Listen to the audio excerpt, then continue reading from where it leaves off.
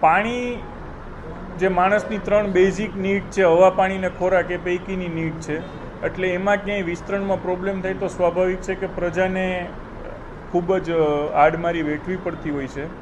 અમારા 3 ઝોનના અલગ અલગ શનિવારે મિટિંગ બોલાવવામાં આવેલી હતી. એમાં જે તે વિસ્તારના કોર્પોરેટરને પણ હાજર રહેવા કીધું હતું અને એમને જે સમસ્યા આવે છે, એમને જે ફરિયાદ લોકોની આવે છે, એ સીધા જ એન્જિનિયરોની સાથે એમને બેસાડી અને એમને દૂર કરવા માટે, અને કોર્પોરેટરોને લોકો ફરિયાદ કરતા હોય છે માટે કોર્પોરેટર જે ફરિયાદ કરે એને ખૂબ ગંભીરતાથી લેવા માટેની તાકીદ કરેલ છે.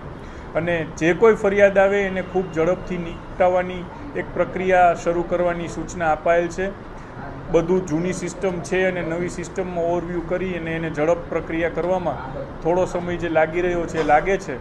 બાકી ટૂંક સમયમાં લોકોને ઓછામાં ઓછી મુશ્કેલી પડે, ઓછી ફરિયાદો આવે, એ પ્રમાણેની વ્યવસ્થા ગોઠવવાનું આયોજન કરી રહ્યા છીએ. કોર્પોરેશન દર માસે જે પાણી સપ્લાય કરી રહ્યું છે એના કેમિકલ ડેટાસ બધા લેતી હોય છે. મે મહિનાના ટોટલ ક્લોરીનના 8214 3 ઝોનના ભેગા થઈને ડેટા લીધા છે અને એમાં એક પણ ડેટા અનફિટ નથી. પછી બેક્ટેરિયાના ટોટલ આખા રાજકોટના 3 ઝોનના 230 ડેટા લીધા છે.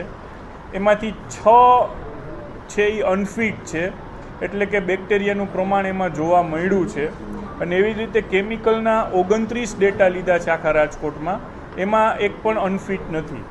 આ 6 જે અનફિટ છે એમાં વોર્ડ નંબર 7ના 2 છે, વોર્ડ નંબર 8ના 3 છે અને વોર્ડ નંબર 4નો 1 છે. આ 3 વોર્ડમાં જે ડેટા લીધા છે એમાં બેક્ટેરિયાનું પ્રમાણ જરૂર કરતાં વધારે જોવા મળ્યું છે અને એના ઉપર તાત્કાલિક કાર્યવાહી કરીને અત્યારે તો બધું નોર્મલાઇઝ થઈ ગયું છે, પરંતુ સઘન જે કાંઈ એમાં પાણી મિક્સ થાય છે કે કેને લીધે થયું છે એનો રિપોર્ટ કોર્પોરેશનના જે સંબંધિત અધિકારી છે એની પાસે માંગ્યો છે અને એના આધારે એનાલિસિસ કરશું.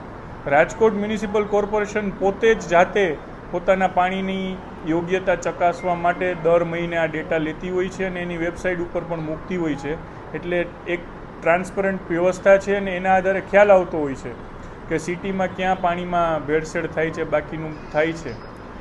આમ તો ઘણી બધી ફરિયાદો સીધી પણ આવે છે કે ક્યાંક પાણી દૂષિત આવે છે.